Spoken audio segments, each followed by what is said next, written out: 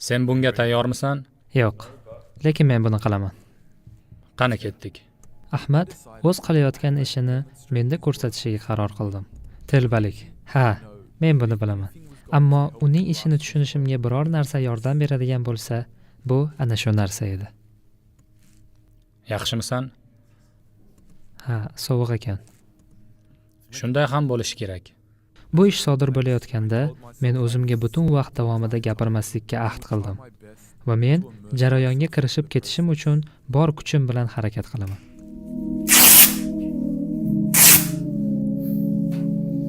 Bu bir oz harakat talab qiladi, lekin men buni qilishim kerak edi. Shuning uchun men jim bo'ldim. O'zimni yuvilishi kerak bo'lgan jasad o'rniga qo'yib, sodir bo'layotgan hamma narsani o'z ichimga oldim.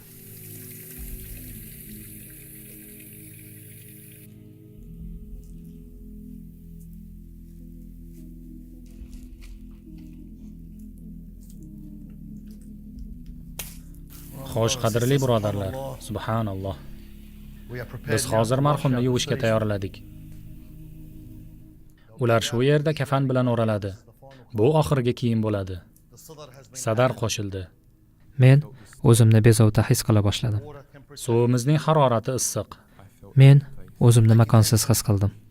Birodarimizning ismini aytib niyat qilamiz. Va bu yerda birodarimiz Kamol. Va biz aytamizki,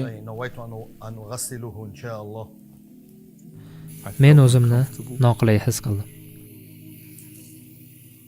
Go'yo kimdir mening shaxsiy olamimga bostirib kirayotgandek.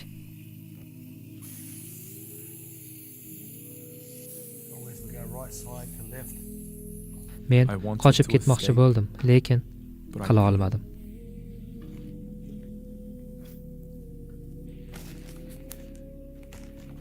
Shunday vaqtlar bo'ldiki, men qimirlashni xohlab aytgim keldi. To'xta, og'zimni yopma. Ko'zimga sovun kirmasin.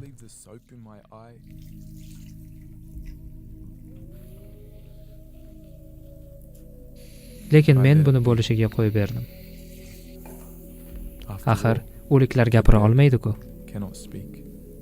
ko'ryapsizmi, bu konfor. Unda juda o'ziga xos hid bor. Bu o'lim hidi deyiladi.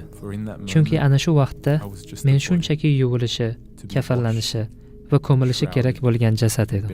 Har bir inson boshidan kechiradigan safar. Va bu mening xayolimdan ketmagan narsa edi.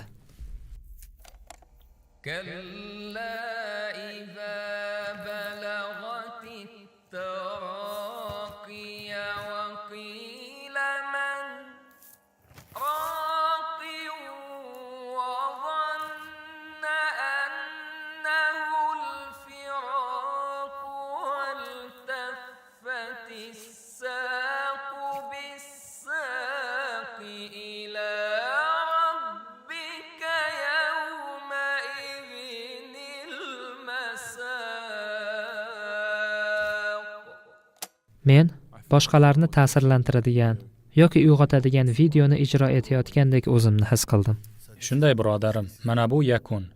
Men kameralar sababidan bu ish oddiy holatga aylanib qolishini va voqeaga sho'ng'iy olmasligimni his qildim. Ammo barchasi tugagach,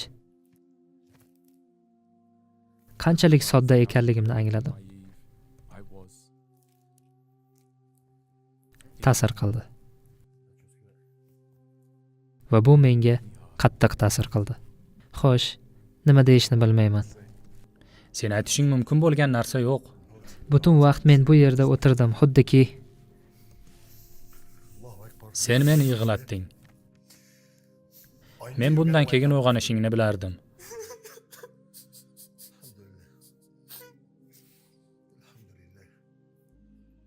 Butun vaqt davomida men shunchaki aytmoqchimanki,